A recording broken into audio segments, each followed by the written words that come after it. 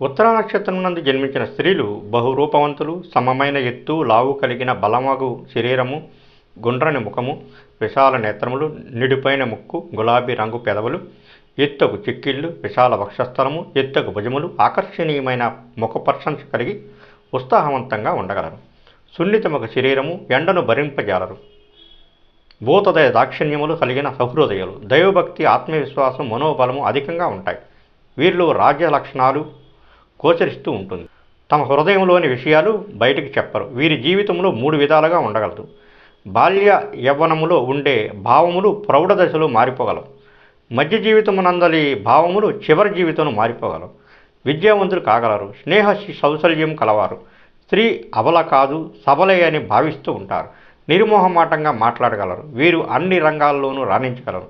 తమ బాధ్యతలను సక్రమంగా నెరవేర్చి అందరి మన్ననలను పొందగలరు.